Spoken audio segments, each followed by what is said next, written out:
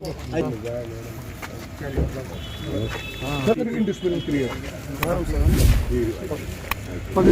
कोई बीच में नहीं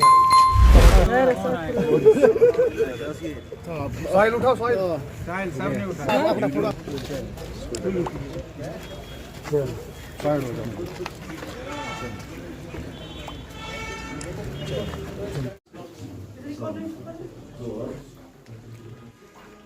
औज़ुबिल्लाहिमिनश्शैतानिर्रजीम बिस्मिल्लाहिर्रहमानिर्रहीम। काबिल इज्जत, काबिल कदर और हमारे कायदी कारवान हैं, वो है जनाब श्री अशोक कोल जी साहब। नात की चलो चलो चलो चलो चलो चलो चलो चलो चलो चलो वेलकम वेलकम वेलकम वेलकम चलो चलो चलो चलो चलो चलो अशोक कौल साहब जिंदाबाद, अशोक कौल साहब जिंदाबाद, चलो चलो। आज बांडीपुरा हमारे ऑफिस में एक मीटिंग यहाँ हमने की है। इस मीटिंग में दो तीन टॉपिक्स हमने आज डिस्कशन में लाए हैं। पहला टॉपिक हमारा था कि ये जो सेवा पखवाड़ा इस समय चल रहा है 2 अक्टूबर तक वो चलेगा। 17 सितंबर प्रधानमंत्री नरेंद्र मोदी जी के जन्मदिन से लेकर और 2 अक्टूबर तक ये फोर्टनाइट सेवा का ये चलेगा। इसके बारे में पिछले दिनों हमने क्या क्या काम किए हैं और आगे जो दिन बचे हैं उनमें हमको क्या क्या काम करने हैं, इस पर हमने यहाँ चर्चा की। मैं आपको ये बताकर बड़ा हर्ष मुझे हो रहा है कि बांडीपुरा ने जितने भी कार्यक्रम थे, वो चाहे रक्तदान था, ब्लड डोनेशन था, वो चाहे फ़ोटो एग्जिबिशन था, वो चाहे फ्री मेडिकल कैंप्स लगाने थे, वो चाहे प्लांटेशन की ड्राइव थी, वो चाहे टीबी पेशेंट्स को अडॉप्ट करने की बात थी, इन सब कामों में बांडीपुरा ने बहुत अव्वल रहा है, बहुत आगे रहा है। ये सुनकर मुझे बड़ी प्रसन्नता हुई आज यहाँ अपने कार्यकर्ताओं के बीच में। जो इलेक्टोरल प्रोसेस शुरू हुई है, इलेक्शन कमीशन ऑफ इंडिया ने और यहाँ के इलेक्टोरल ऑफिसर ने जो इलेक्टोरल प्रोसेस शुरू की है, draft electoral rolls, draft voter list उन्हें दिए हैं। उन ड्राफ्ट वोटर लिस्टों पर BLO और हमारे कार्यकर्ता काम कर रहे हैं। हर पार्टी के BLA 2 होता है, BLA 1 होता है, वो काम कर रहे हैं।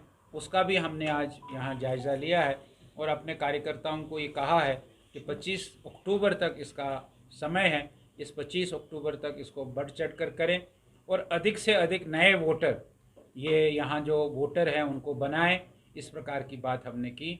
और हमारे गृह मंत्री अमित शाह जी का अब 5 तारीख को जो कार्यक्रम बारामूला में हो रहा है, हमने यहाँ बात की कि हमने नॉर्थ को चुना है इस बार कि नॉर्थ कश्मीर में हम ये रैली करेंगे अमित शाह जी की। और नॉर्थ कश्मीर के चुनने का एक ख़ास वजह है कि यहाँ हमारे कार्यकर्ता बहुत एक्टिव है, बहुत सक्रिय हैं और उनको अमित शाह जी जब आएंगे, उनकी बात सुनेंगे, उनका और जोश बढ़ेगा। इसलिए बड़ी संख्या में सभी गाँवों से, सभी इलाकों से उस सभा में, उस जलसे में लोग पहुँचे हैं। इसकी बात हमने की है और यहाँ हमारे नसीर साहब ने हमको बताया कि 5000 से अधिक लोग यहाँ से उस रैली में जाएंगे। ये बहुत बड़ी बात है। यहाँ से अपनी व्यवस्थाओं में भी लोग जाने के लिए तैयार है। इस प्रकार की बात यहाँ आई है, ये सबसे बड़ी बात है। और 5 तारीख को अमित शाह जी का जो कार्यक्रम है वो नॉर्थ कश्मीर में बारामूला में बढ़ चढ़ कर होगा। ऐसा है कि एक नियम है कि डिलिमिटेशन हो गई, यहाँ 90 सीटें कारो हुई है।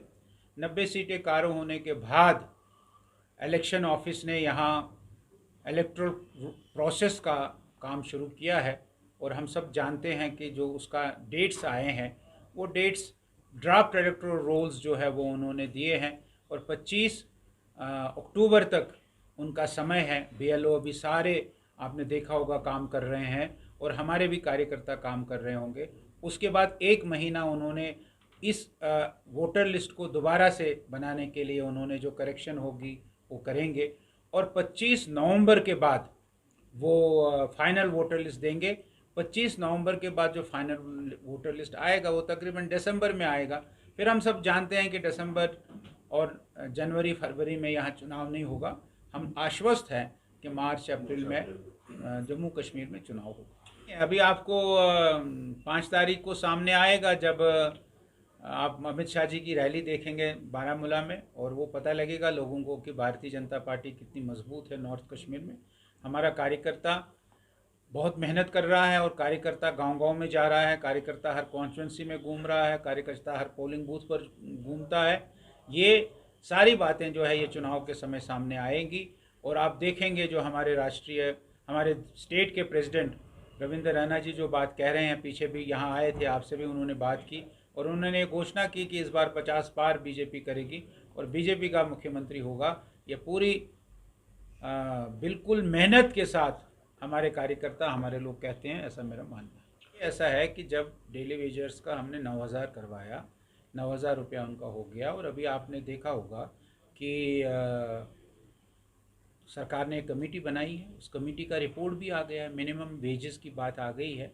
उन मिनिमम वेजेस से आपने देखा होगा उसका जब आप अनुमान लगाएंगे तो अच्छी खासी रकम जो है एक डेली वेजर को मिलेगी। ये अब क्या है कि अनेक प्रकार के पुरानी सरकारों ने डेली वेजर्स लगाए थे।